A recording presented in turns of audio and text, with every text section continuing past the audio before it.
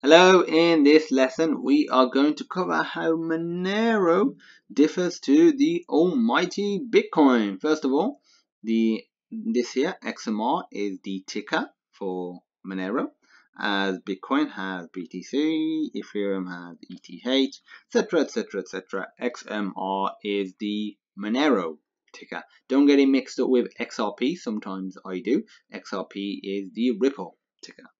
So I think you know that it is a crypto currency. If you didn't, you do now, and you really should do.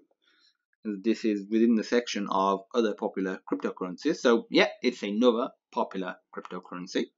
And how does it differ to Bitcoin? Privacy is enabled by default. And you might be thinking, what does that mean? What do I mean by privacy is enabled by default? Well, it has untraceable transactions and anonymity baked right into the protocol. And you might be thinking, well, I thought Bitcoin is anonymous. It's decentralized, it's distributed, and there is a lot of anonymity within Bitcoin. But remember, Bitcoin has this public ledger, and in the public ledger there are these addresses. They don't say, oh, it's Farhan Hussain to send money to Bob Harris, or Bob Harris to send money to John Smith. No, it's not that stuff. Or email addresses. No, it's this really long address that doesn't really mean anything, but again, it does show the path of money, which I think overall is a good thing. I actually prefer that it shows the path of money because it provides an audit trail. But if you want to be completely anonymous, Bitcoin does not allow you to do that. And because there's actually people and organizations that are doing blockchain analysis, and what they're doing is analyzing the addresses and how the money is flowing, and they're able to, with high degree of accuracy, basically find out who that individual is or that organization is. So it's anonymous, or it's pseudo-anonymous, and there are actual organizations right now that can figure out who a lot of those people actually are. So imagine in the future, when there's more computing power, eventually when we get into quantum computing, you'll go from this decentralized, distributed, anonymous network to not being anonymous at all. Just like MD5 isn't a secure hashing system, and you can just type in a MD5 hash into Google and get the actual result. You'll probably become like that, where you can just type in the address into Google or any other search engine, and it'll just provide you with the actual username, or the actual name, might even provide you with address, email address. So that's obviously quite a downside to Bitcoin. So yeah, it has privacy by default, untraceable transactions, and anonymity. But this isn't without its problems as well, because it can be fudged. So as a result, because it can be fudged, it can be made to look like certain coins have gone to a certain individual even though they haven't, because there isn't a proper audit trail. And this is easier because coins can't be blacklisted. Can't be blacklisted. With Bitcoin, coins can be blacklisted, so the exchanges know not to accept them. Obviously, if you compare this to like a conventional currency, money like notes generally don't get blacklisted, so it can have its disadvantages as well, especially when there's a finite, amount of supply. So depending on how you look at it, it has advantages and disadvantages. So this is more like conventional currency. So in terms of the processing of transactions, because this is a big debate around certain cryptocurrencies, it has faster block time for transactions. It's 10 minutes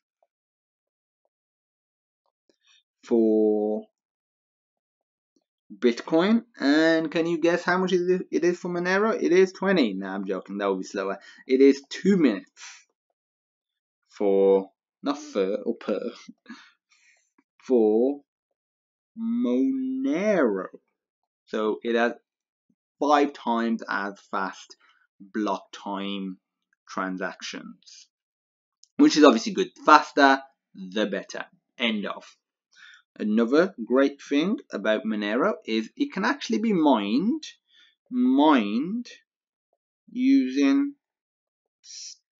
standard CPUs and GPUs. It's basically got an algorithm that's ASIC resistant, and ASIC are special cards generally used within Bitcoin that are specifically designed for mining. They're more effective than GPUs, which are in turn more effective than CPUs, and as a result, if you try and mine Bitcoin nowadays in 2017 and especially in the future on regular computer hardware, even high, super duper high end computer hardware outside of specific ASIC rigs, then you're just not going to get anywhere. It's not going to be profitable. It's going to take ages to verify transactions, so it's just not very good. So this allows individuals to really get into the mining aspect. Another great aspect, and this is one of the things that excites me, is it's very scary. No, it's very scalable, and it does this scalability using dynamic block sizes. So this will help.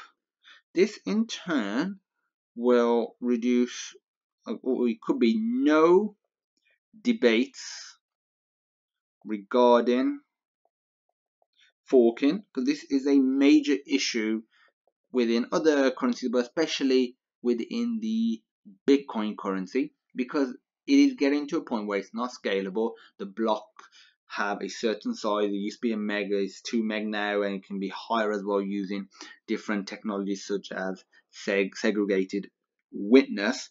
But at the end of the day, that creates arguments and within the community, and as a result, they debate. They end up creating a hard fork, which ultimately leads to a division, or a division, a division within the community.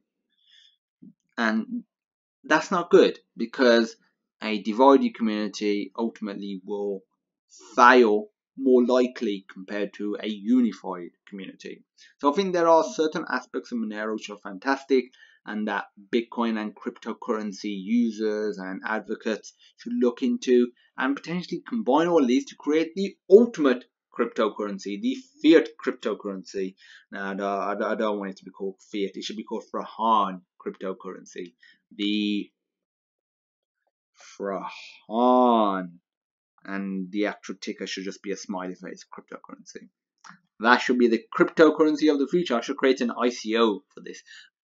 I've got a separate lesson covering ICO, so feel free to check that out. Last thing I'm going to do is just cover the market cap and pricing. So, what is the market cap? That is a terrible asterisk star. The market cap for Bitcoin is $105 billion, quite a lot. And the price per Bitcoin as of creating this video is $6,350. So how does Monero stand up? It is 1.4 trillion, no, I'm joking, $1.4 billion, and each coin is $90. So it is quite a bit less.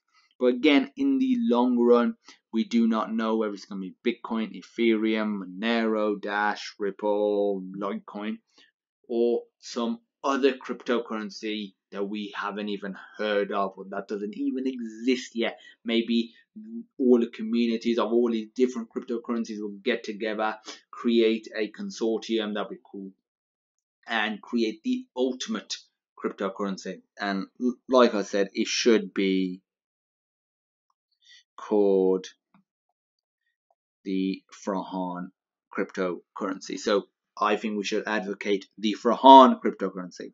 But seriously, this has been a lesson on Monero, how it differs to Bitcoin. Hope you enjoyed this video. If you have any questions, feel free to reach out.